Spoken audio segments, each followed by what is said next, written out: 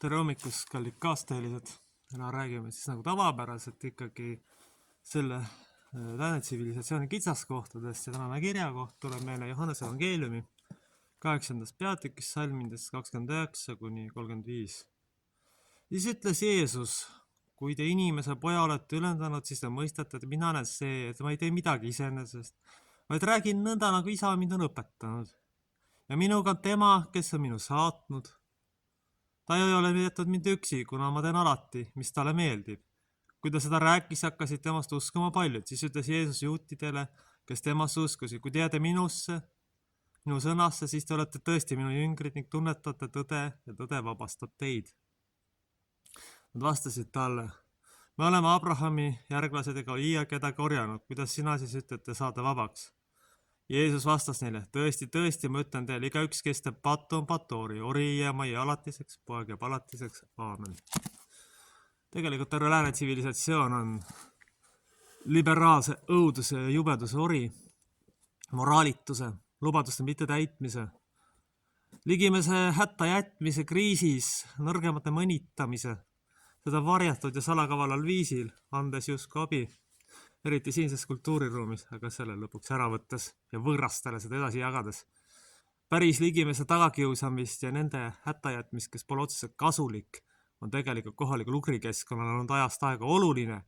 Üldse ahnurites kapitalistide punt, keda on isegi raske ärimeeseks nimetada, koorib ligimised viimaselt sendid ja tasib need võõramaalastele ja lõpuks ise ka põõsa ja silla all lõpetades.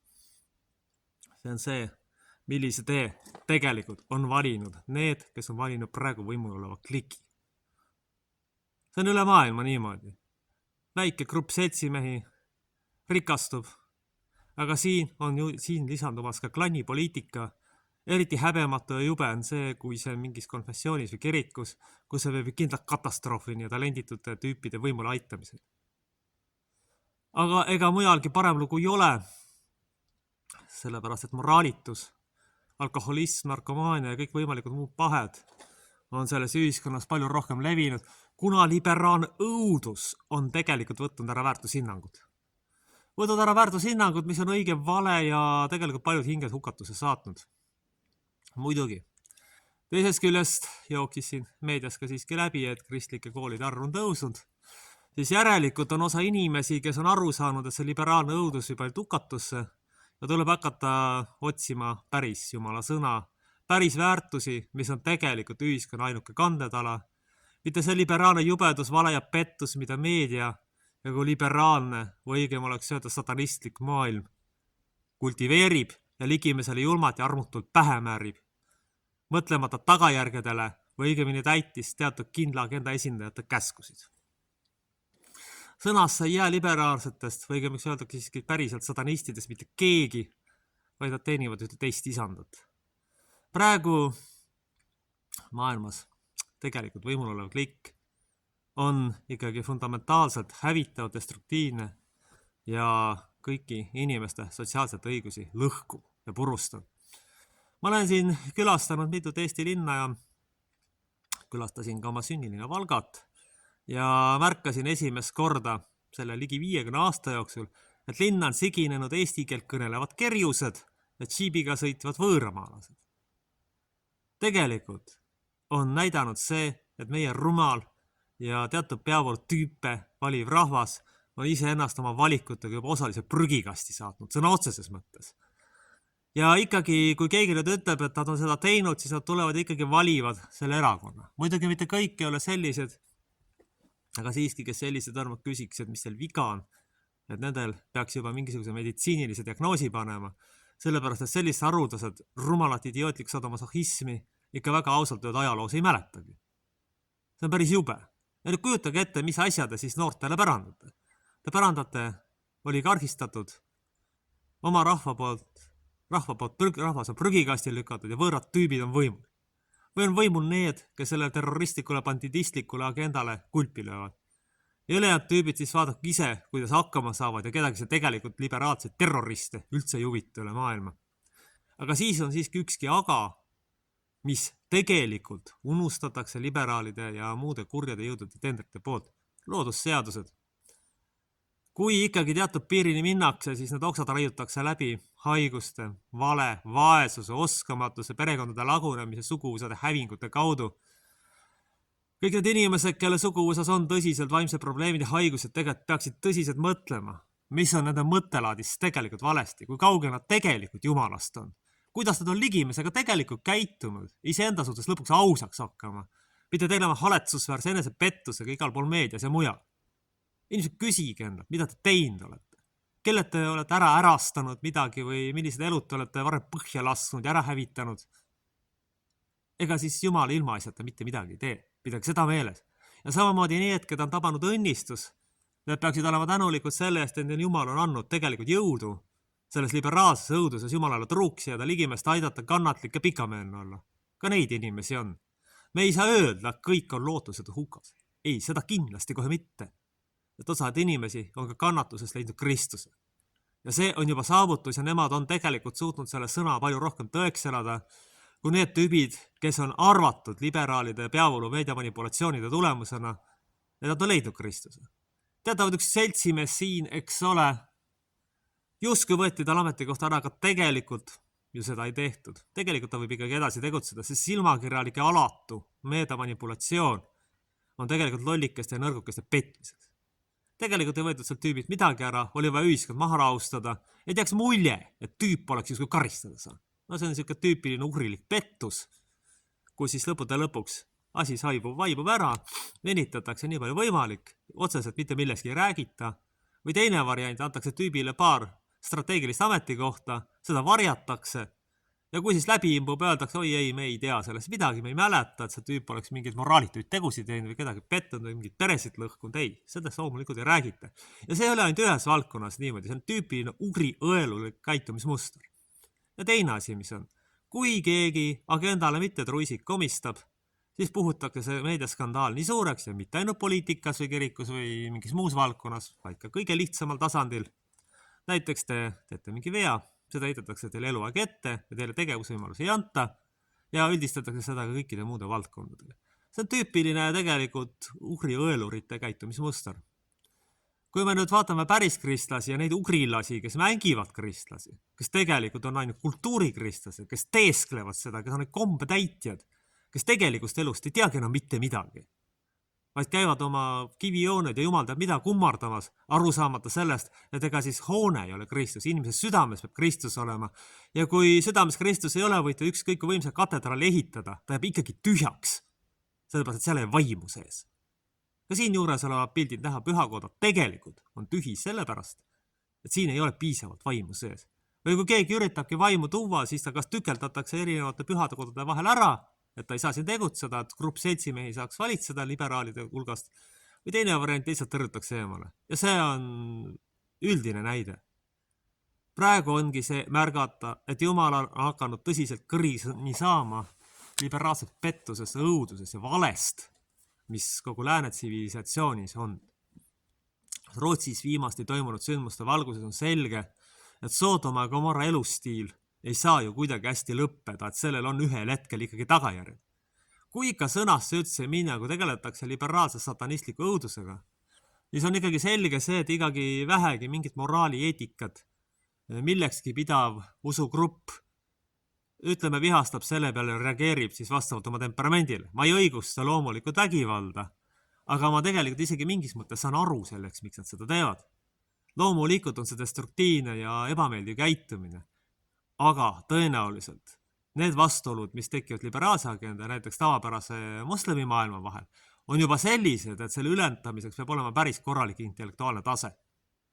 Aga vaene inimene kummaltki poolt, kes on lihtne, kes püüab oma elu elada ja leiba teenida, me ei saa eeldada temalt, mis teoloogia doktori või tippingehoid ja närvisüsteemi, kes suudab siis kõiki asju hallata ja nendest aru saada. Aga ilmselt on teatavate huvigruppide poolt see teadlikult esile kutsutud, aga siiski, vaatamata selles satanistliku agenda esindajate pingutustel erinevates gruppides, on siiski näha, et osadel inimestel on inimlikkust. Hädas olevat ligimese suhtes kannatlik olla ja seda mõista. Ja teisest küljest mõttes, et need inimesed, kes kuskil peaksid kristlased olema, ma ei räägi konkreetselt kellest, ega see on julm tendents, tegelikult jätavad oma ligimise hätta, ei halasta talle, kui tal midagi vaja toimetada. Kas te seda ka mõtlete, et ükskord, kui teil häda on, mis teist saama hakkab, mis te mõtlete, et Jumal ei näe seda, mida te teinud või tegemata jätnud olete? Sest pühakiri on väga hästi selgelt välja öelnud, mida te olete teinud väiksematest minu hulgas, seda te olete teinud mulle. Kas te selle olete ära unustanud või kas te üldse siis piiblit loete, kui te ligimise suhtes armutu olete? Väikest tühiste asjade pärast. Mõtelge ka, mida te teete. No õudne. Niigi on tsivilisatsiooni olukord kriitiline, siis tulete teiega oma väikluse lollusega lihtsalt. Meil ei ole tegelikkusega mitte midagi pistmist. No õudne. Milleni see lõpuks viinud on. Ja teisest küljest võttes ma rõhutan veel kord osa seltskonda, kes on aru saanud, mis toimub, püüab võidelda iseenda pahedega ja sellest välja tulla ja neid inimesi tuleb toetada. Need inimesi tuleb toetada, sest need inimesed teavad, mis asi on kurjus ja kuidas sellest välja tulla. Tõenäoliselt, kui nad siis lõpuks selle asja võidavad, on nad suurepärased teistele teejuhid, sellepärast, et nad on suutnud vaatamata kõigele usu tõeks elada. Ja ma näen mõningaid märke, et sellised inimesi on olemas ja need on ka igati ustavad sulased ja teenijad. Täna on iga sellise inimesest, kes on tulnud käinud minu teenistustel, kuulanud minu videosid, kes on viitsinud lugeda minu jutlusi ja kes on mingi nõu, jõu ja ressursiga siiski mingil määral mulle toeks olnud. Issand õnnistagu, kaitsku ja hoidku neid. Ja üldiselt on niimoodi, et milles siis häda on ja mille pärast ma olen nii kriitiline, sest minu põhiline mure on tegelikult kahe ühiskonnagrupi pärast. Need on noored ehk elu alustavad inimesed, need inimesed, kelle vanaduspõlv ja päevad on lõppemas ja kellel oleks vaja inimlikku ja väärikaid viimaseid aastaid siin ilmas. Sest viimased on muudetud nii kalliks, et see on isegi mingile miljonärile varsti juba probleemiks. Ja teisest küljest võttes noorte elu on tehtud eriti eesti rahvusest ja valgest rahvusest elu juba nii raskeks igasuguste laenude nõuete ja totrate nõuetega leivateenimisel, et no ma ei tea, ei tahaks praegu väga noorte inimeste nahas olla. Me ei saa eeldada, et kõik noored on mingid firmaomanikud või ma ei tea, mis asjad multitalendid. Kuulge, tulge taevas appi, ugri ühiskond. Mida te teete? Te hävitate oma tulevikku, annate oma ressursi ära ja siis lõpuks tuleb elujõulisem populatsioon peale, mida on juba praegu ilmselgelt näha. Ja te ikka pole veel oma letargilisest ugri rumalusest üles ärganud. Enamasti. Mis asja? Me alles siis, kui teid on kõik ära võetud ja sillal olete, oi sorry, meilt on kõik ära võetud. Tulge taevas appi, te oletegi juba selline osalised jõudnud. Praegu peab ikka päris pime olema, et mitte märgata kerjuste ja muude arvu tõusu. Aga samas võib ka märgata, et osade inimeste meelsus on muutunud ja nad on Kristust hakanud teenima. Osadele neist on õnnistust tulnud, aga pidage meeles, kui see rahvas meelt ei paranda, siis sellel rahval tuleviku lihtsalt ei ole. Mõnekümne aastaga olete siis muuseumis, meie kõik. Ja seda keelt võite siis kuulda parimal juhul kuskilt mingi filoloogilisest abitsast ja tõenäoliselt on ka siis riigikeelena see juba kadunud. Kui praegu ugriõelus ei lõppe sellisel, kui need ligimees kiusatakse ja mõnitatakse iga väikse vea pärast, siis sellel rahval tulevikul lihtsalt ei ole. Tuleb meelt parandada ja hakata ükskord ometi käituma nagu inimene, mitte nagu mingi õel pops, kes kõigi peale tige on. Ja kes iga väikse komistuse peale ligimisel irvitab. See ei ole enam see aeg, see näiline õnnistus lõpeb mõne aastaga nii või teisiti ära. Sellepärast teie rumalus valida teatud gruppi seltsimehi sinna võimule garanteerib selle, et varsti pole üldse kellelegi peaaegu mitte midagi ja tuleb tõeline, reaalne, varjatud nälg ja see võimendub veelgi. Ja kerjus, eesti keelt kõnelev kerjus saab täiesti igapäevaseks nähtus ja džiibiga sõitev võõramaalane või global vant on siis selle kõrval. Ja teine võimalus on see, et te parandate meelt ja hakkake Jumalat teeni, hakkate selle jamale ükskord vaimselt vähemasti vastu. Ja te ei lase ennast täielikult põhja lasta. See on selle kõige pärast vajalik, et meie noortel on vaja tulevikku, mitte oligarhi ja muude õudsete elukate rajatud ühiskonda, kus paar protsenti elab hästi ja suurem osa ülejäänust pundist istub prügikastis ja näljas on paljas. Või elab parimal juhul alaköötud, alatoidetuna kuskil mingisugustes urgastes, millest nad õietigi enam maksta ei jõua. Kas te sellist tulevikku tahategi inimesed või? Tulge taevas appi, millega te tegelete. Te peaksite küsima endalt, et mis asja me teeme? Täna on iga kristlases, kes on julgenud tõe välja öelda. Aga ma kuulen liiga vähe tõde kantslist igal pool. Seda tuleb hakata rääkima, tuleb hakata asju õigete nimedega nimetama.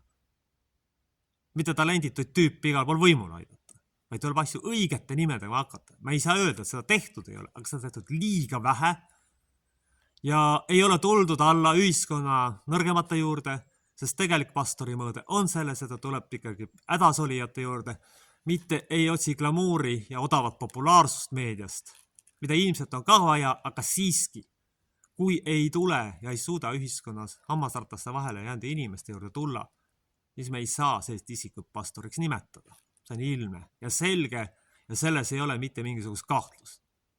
Te peate ükskord seda mõistma hakkama, enne kui hilja teil ei ole.